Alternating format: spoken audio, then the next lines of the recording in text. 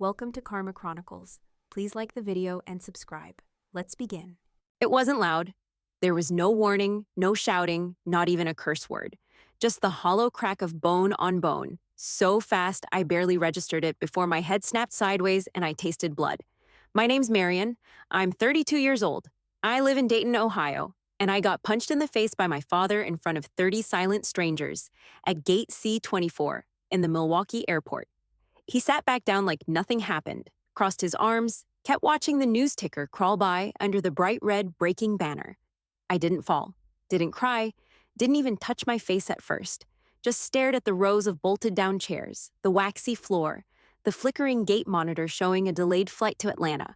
I felt the warm slide of blood reach my lip and blinked twice. That was it. Nobody moved. A woman with a neck pillow clutched her Starbucks cup tighter. A man in a business suit lowered his phone halfway, then lifted it again. Across from us, a little boy whispered something to his mom, and she pulled him closer without looking over. Before we go further, quick note. Where are you listening from today? Anyway, back to it. I'd flown in 2 nights before, after a nurse called and told me my mom was being transferred from ICU to hospice. Stage 4 lung cancer, no more treatment options, that kind of call. I didn't come for him. We were sitting in the terminal because the hospital needed to move her out for legal reasons, and the hospice intake coordinator couldn't meet us until the afternoon. He wanted breakfast. I told him I'd wait at the airport. Less talking, more space. He said, fine. That punch? It didn't come from a fight. We weren't arguing. We weren't even speaking. 1 second, I was scrolling through my phone, and the next, his fist was in my cheek. Just a clean, practiced hit, like brushing dust off a shelf. I still don't know what triggered it. Maybe nothing did. Maybe it was just time. Eventually, a guy in cargo shorts walked up with a security officer. She okay? He asked. I wiped my mouth and nodded. The officer crouched near me. Ma'am, is there a situation here? I looked him dead in the eye and said, no. Everything's fine. He looked at my father, looked back at me, hesitated, then walked away. My father let out a slow sigh through his nose, cracked his knuckles, and said, about time they boarded this damn flight. I stood up and walked toward the bathroom without a word. Didn't look back. The bathroom mirror was too clean. Bright lights, no shadows. Couldn't pretend the bruise wasn't forming. I wet a paper towel and dabbed the side of my face, slow. The taste of blood lingered, not sharp, just metallic and dry. It wasn't the first time he hit me. Wasn't even the worst. I grew up in a 2-bedroom ranch on the edge of Racine. Gravel driveway, rusted chain-link fence. The kind of place where every room smelled faintly of motor oil, even the kitchen. My father was a mechanic, owned a garage off Route 38. Big hands, louder voice, bigger temper. Everyone said he was honest, hardworking.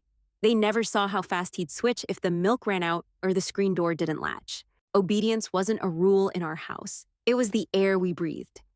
Dinner at 6 means at 6, he'd snap, even if you were already setting the table. Yes, sir, was expected. I forgot wasn't. Mom tiptoed through the days, thin, quiet, soft in her movements like she thought noise itself could set him off. She used to hum while folding laundry, little made-up tunes that didn't follow any pattern. Sometimes, late at night when he snored on the couch, she'd pull out this battered old harmonica and play a few slow, shaky notes. She wasn't good, but I liked the sound. It was the only time she wasn't holding her breath. She taught me how to sew, how to keep a patch in my pocket in case he noticed a rip. I was 8 when I learned to hide bruises under long sleeves and keep my tone level. She never said the word scared, but I could see it plain as day in the way she flinched when someone slammed a cabinet. I didn't do well sitting still. I liked taking things apart. When I was 10, I dug an old toaster out of the trash and stripped it down just to see how it worked. Dad yelled when he found the pieces on the back porch, but I didn't care. Something about the gears and wires made sense to me. Predictable, unlike him. Middle school shop class felt like oxygen. Mr. Reiner showed me how to use a MIG welder, and I was hooked. By 13, I'd figured out how to fix busted bikes with scrap parts I scavenged from the junkyard. I'd race them through alleys just to feel fast and invisible. The first time I sold one, for $40 to a kid up the street, I hid the money inside an empty oatmeal can under my bed. That stash got bigger every month. I started fixing lawnmowers, heaters, broken fence posts. People in the neighborhood knew me as that girl who can fix stuff. I didn't talk much, just worked.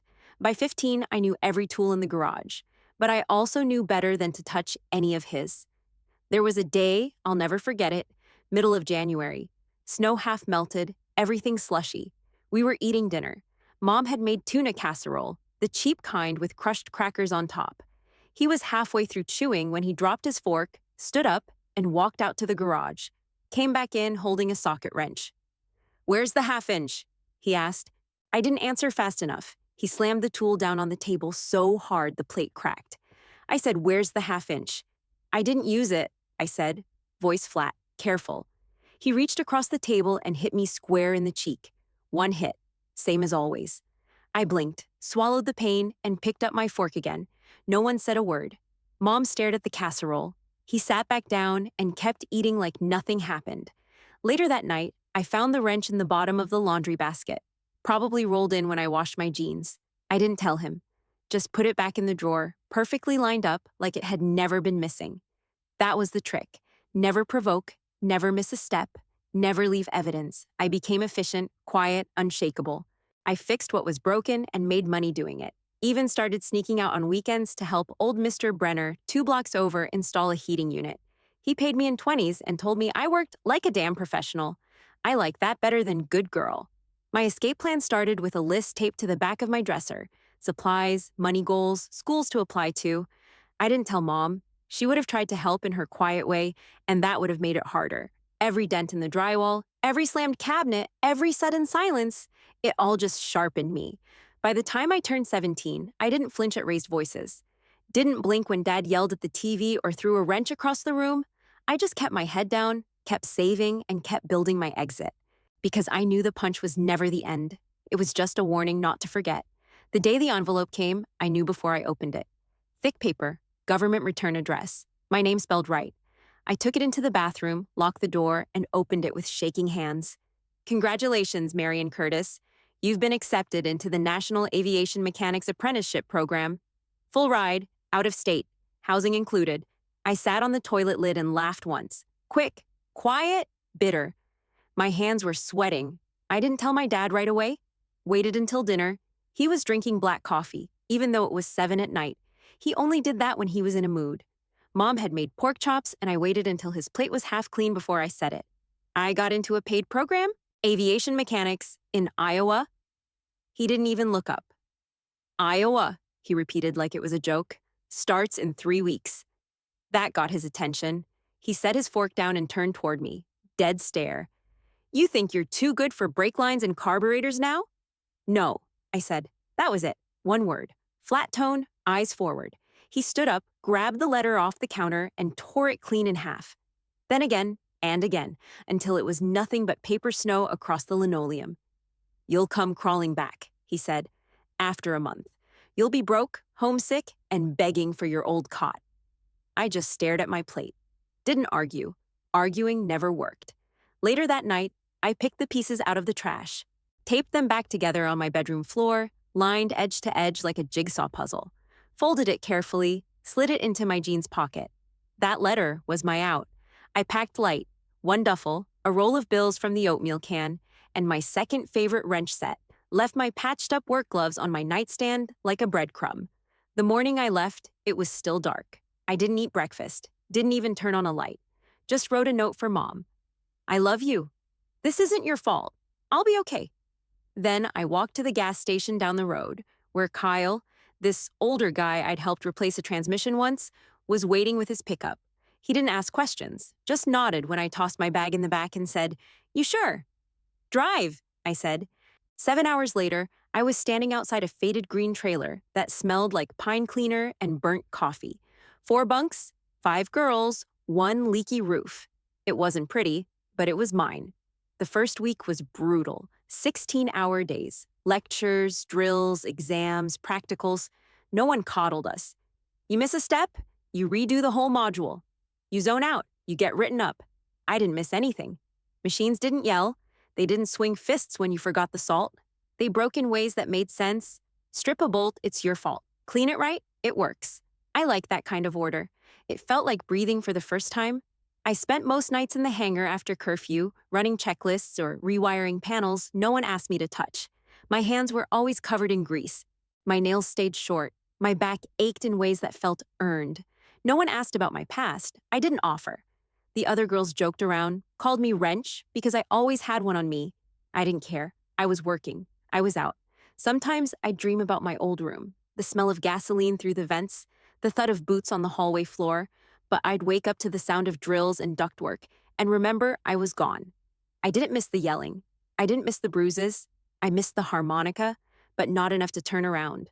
By the third month, the skin on my hands barely felt like skin anymore, just layers of grease, callus, and metal memory. I stopped wearing gloves unless I had to. I liked feeling everything. We were working on a retired turboprop, stripping it down to nothing and building it back. One mistake, and you cost the whole crew hours, maybe days. I didn't make mistakes. That's probably when Mr. Lochner started watching me.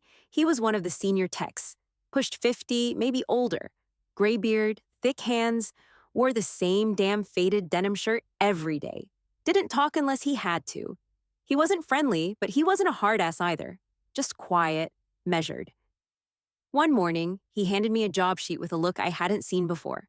Not bored, not annoyed, just assessing. Starter clutch is hanging, strip it and tell me why, he said. I took the sheet and nodded. Whole unit or just the assembly? You tell me, he said, then walked off. I stayed after shift that night, took the whole unit apart, cleaned it, documented everything, found the wear pattern on the outer race and replaced the bearing, left a note on his desk with a Ziploc bag containing the failed part, labeled with time stamps. Next day, he passed me in the hangar and said, "You got good hands." That was it. After that, I kept getting harder tasks, disassembly inspections, wiring systems, pressure tests that rattled other trainees. He never praised, just gave me work and watched how I handled it. One afternoon, after a hydraulic line exploded mid-test and sprayed fluid across the back bay, a couple trainees panicked. I didn't. I ducked, shut the main valve, and kept my mouth shut. Later, he found me rechecking the line specs and said, "You don't crack, even when things go sideways." I just shrugged. "Can't afford to." He nodded once and left me alone. The others started noticing. Some of the guys stopped offering to help when I didn't ask. A couple girls said I was intimidating. One of them, Dana, told me, "You never blink, even when someone's yelling." It's creepy. I didn't know what to say to that, so I just kept working. Truth was, yelling didn't register anymore. Raised voices sounded like elevator music to me, just background noise.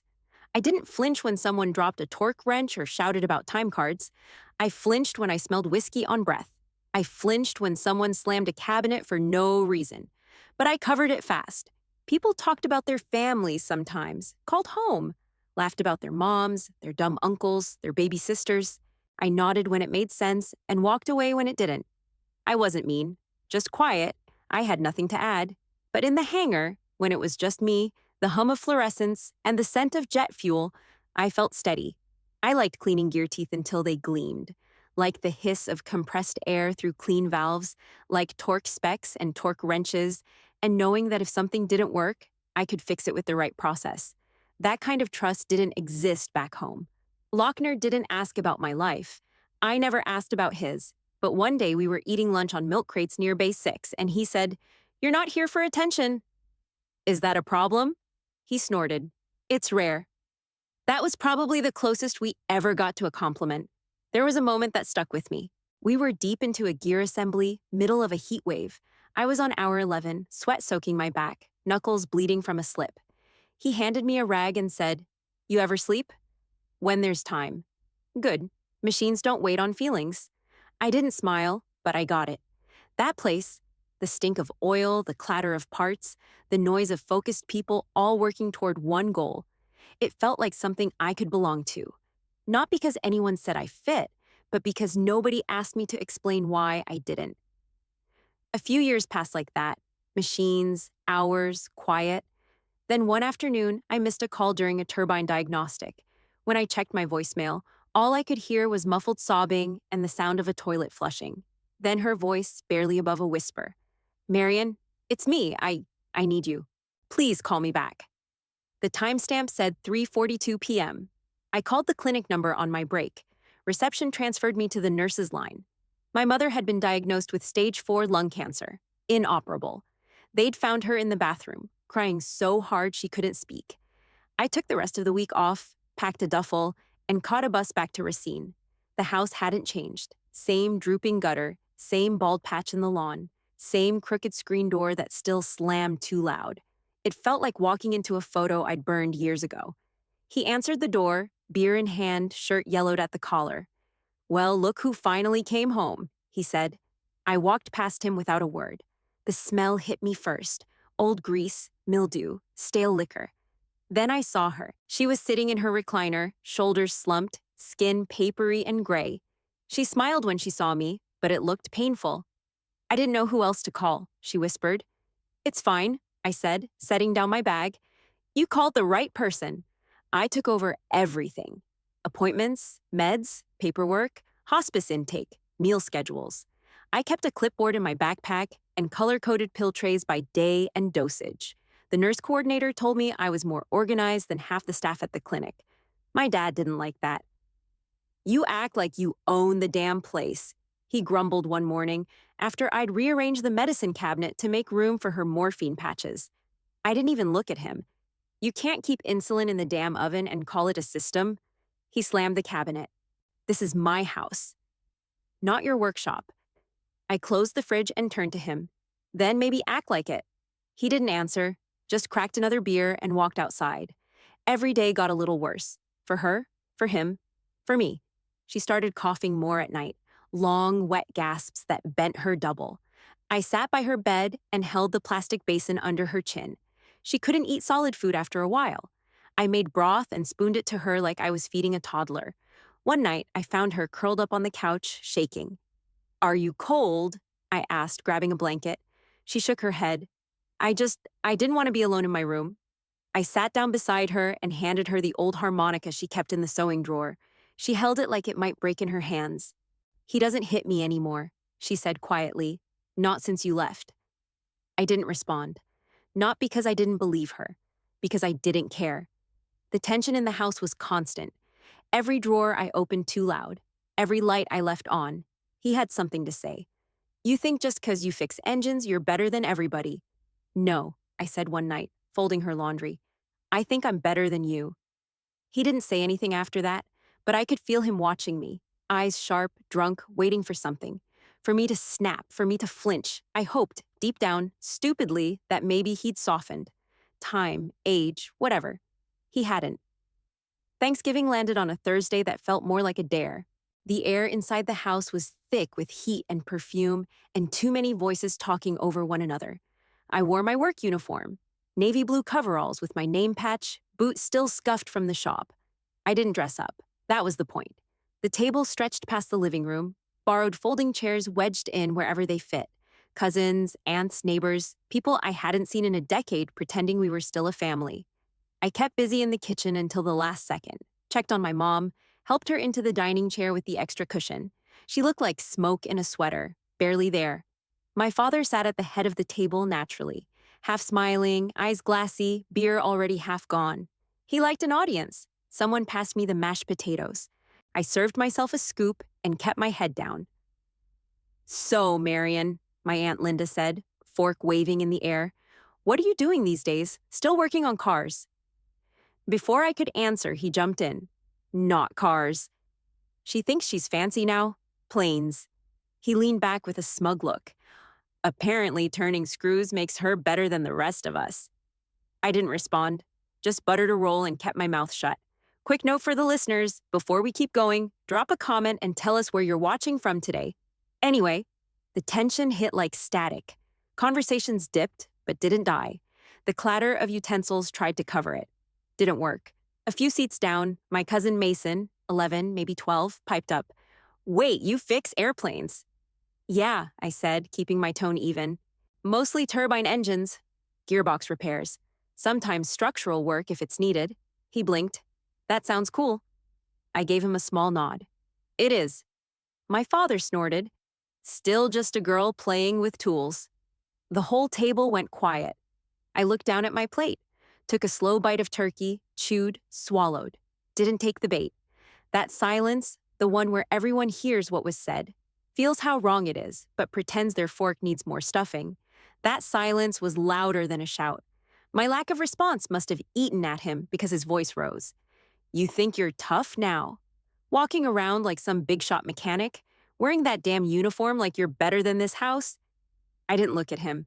That was the line I'd drawn years ago. Silence, distance, control. He couldn't stand it. You ungrateful little bitch, he spat. Then he stood. In one motion, he grabbed his glass, hurled it across the room. It shattered against the far wall, and swung at me. Same fist, same spot. Right cheek. My head rocked sideways. Fork dropped. My hand caught the edge of the table before I tipped over. Blood pooled fast in my mouth, metallic and hot. Nobody moved. My aunt looked down at her green beans like she hadn't seen anything. One of the neighbors shifted in their seat but didn't speak. My cousin Mason looked frozen, fork hovering in midair. My mother didn't flinch, didn't say a word, just stared at her plate, lips thin, face pale. I wiped my mouth with the corner of my sleeve and stood up slowly. My chair scraped back hard against the wood floor. He stared at me, chest rising, knuckles still curled. I didn't say anything. I didn't run, didn't yell, just walked to the kitchen, opened the freezer, and pressed a bag of frozen corn to my face. The conversation at the table stuttered back to life. Someone coughed. Another passed the gravy. Nobody said my name. Nobody asked if I was okay. The bag of frozen corn was half thawed against my cheek when I heard the front door creak open. Not a knock, just the door swinging on loose hinges, boots on hardwood, heavy, purposeful. Then his voice, low, clear, steady, cut straight through the noise. Touch her again, he said, and I'll make sure every license you ever held is revoked. Everything stopped. Even the damn football game on the TV in the background felt like it muted itself. I turned and saw him standing in the doorway, Mr. Lochner, same denim shirt, same steel in his eyes. His shoulders filled the frame like a wall. One hand was still on the door, the other hung loose at his side. My father stared at him like he wasn't real. Who the hell are you? I'm the guy who trained her, Lochner said, and I know people. You so much as breathe wrong near her again. I'll bury your name so deep in FAA paperwork, they'll think you died in '92. My father scoffed, gave this weak, slurred laugh, but his shoulders had already dropped. You threatening me? No, Lochner said. I'm warning you. One time only. The silence that followed was different, not awkward, not confused, cold, solid. Like something finally cracked open and let the truth crawl out where everyone could see it. No one moved. No one defended him. My cousin Mason's fork clattered to the floor. My Aunt Linda looked at her lap. Someone's husband coughed into his hand. I stepped back into the room, face still bleeding, and Lochner finally looked at me. You ready? He asked. I nodded once. My father opened his mouth, probably to save face or bark some last word, but nothing came out, just this strained, bitter breath. He tried to laugh again, but no one joined him. No one would ever join him again. I walked to the coat rack, grabbed my jacket, and pulled it on slowly. Lochner didn't move until I reached him. Then he stepped aside, let me pass through first, and shut the door behind us. Outside, the air was sharp and clean. Not like the inside of that house, suffocating, oily, old. He didn't ask if I was okay. I didn't explain anything. We walked to his truck in silence, gravel crunching under our boots. When we reached it, I turned toward him and said, You weren't supposed to come. You said you'd be here, he replied. Figured I'd stop by? I nodded, wiped at my cheek again with the sleeve of my jacket, and climbed into the passenger seat. He didn't ask what happened. He didn't have to. He saw it. We pulled out of the driveway, tires grinding over the broken concrete, and for the first time in my life, I didn't feel like I was running. I was done. We drove straight to the shop. Lochner unlocked the back entrance and left me in the break room with a first aid kit and a clean towel. I cleaned the blood off my face, took photos, clear ones, front and side profile. The cut under my cheekbone had already gone purple. I didn't flinch taking the shots, didn't need to. Next morning, I filed the report. I gave them names, dates, photos, address, every single detail. Witness list included. Half the family, neighbors, my mother. I didn't care how it landed. I wasn't protecting anyone anymore. 2 days later, my phone rang. Blocked number. I let it go to voicemail. Checked it an hour later while replacing a gear housing on a rotor assembly. Her voice was low, controlled. Marion, it's me. I didn't know what to do. He was drunk, but he didn't mean to hurt you. You always knew how he was. He's still your father." I stood there listening with the wrench in my hand, jaw tight. She never said sorry, not once. She didn't call again. The hearing came fast. Misdemeanor assault, public violence. No bail conditions because it was first offense on record, but the DA pushed hard. Apparently, someone else at the table had already submitted their own statement. He showed up drunk. Hair slicked back, face bloated, cheap tie crooked. Tried to make it about me. "She set me up," he slurred. Whole damn thing was a trap. She's always been like this, always trying to make me look like the bad guy. Nobody in that room backed him. Not the cousins, not the neighbor lady, not even my mother. She sat 2 rows behind, small and gray in her chair, hands twisted in her lap.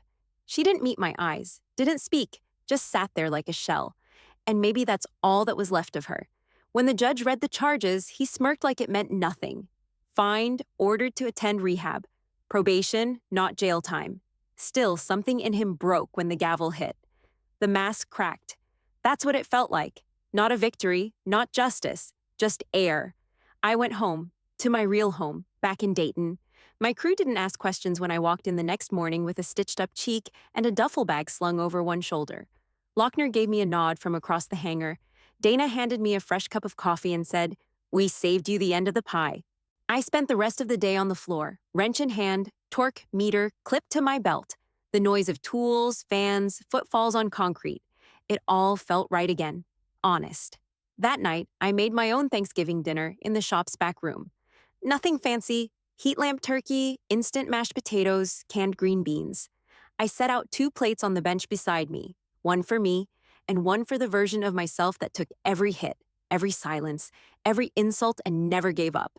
I didn't toast, didn't make a speech, just sat down and ate, quiet and whole. 2 months later, I was swapping out a stripped bolt on a bleed valve when my phone buzzed in my back pocket. Unknown number. I let it go. They called again. This time I answered. "Is this Marion Curtis?" a woman asked. "Yeah. I'm calling from Ascension Hospital in Racine. Your father was brought in by ambulance. He collapsed at a liquor store. Unconscious, no wallet. You're listed as his emergency contact." I stared at the engine housing. My socket wrench hung loose in my hand. "Okay," I said. "Thanks for letting me know." I didn't rush. 3 days passed before I showed up. I took a late flight, slept at a roadside motel, and walked into the hospital with black coffee and no expectations. Room 208. End of the hall. Machines humming. TV on mute. He looked like melted wax. Shrunk, yellowed, eyes sunken. Tubes in his arm. Mouth dry and cracked. The stink of infection clung to the sheets. He turned when he saw me. Tried to lift his head but couldn't. His mouth moved. I didn't lean in. I stood beside the bed, arms crossed, and looked down at what was left. "You lost," I said. His eyes went wide. Then he blinked. Once, twice. I turned and walked out before he could try again.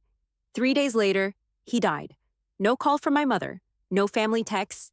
Just a plain manila envelope in my mailbox a week after. Legal notice, copy of the death certificate, and a typed letter from some estate attorney in Kenosha. I was the sole beneficiary. The house, the rusted-out truck. A checking account with less than $6,000. That was it. I didn't cry. I didn't laugh. I just stared at the letter, sitting on my workbench under the buzz of the shop light, and thought, of course he left it to me. He always needed someone to dump it on. My first instinct was to ignore it. Leave the keys on the porch. Let the bank take it. But something scratched at the back of my skull. I opened a drawer, pulled out the old clipboard from hospice, and flipped through the tabs. Names of nurses, women I'd met, a folder labeled resources. I sat down and started sketching out numbers. The property was worthless to me, the truck even more. But money was still money, even dirty money. I called the estate attorney the next morning. "I'll accept the assets," I said, "but I want to liquidate everything. No keepsakes, no inventory. Just sell it and close it down." "Understood," he said. "Would you like to redirect the funds to a new account?" "Not mine." He hesitated. "Sorry. I want the money donated." "To where?" I smiled for the first time in weeks. "I'll tell you soon."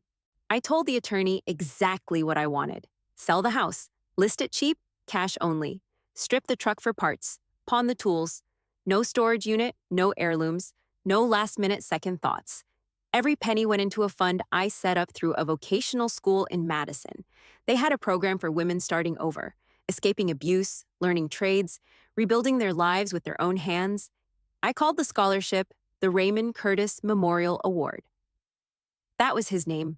I made sure it was printed on the check, the plaque, and every damn acceptance letter those women would get. He always hated the idea of women with tools. Now his name paid for their socket sets. The irony wasn't just satisfying, it was clean. Like finishing a job right.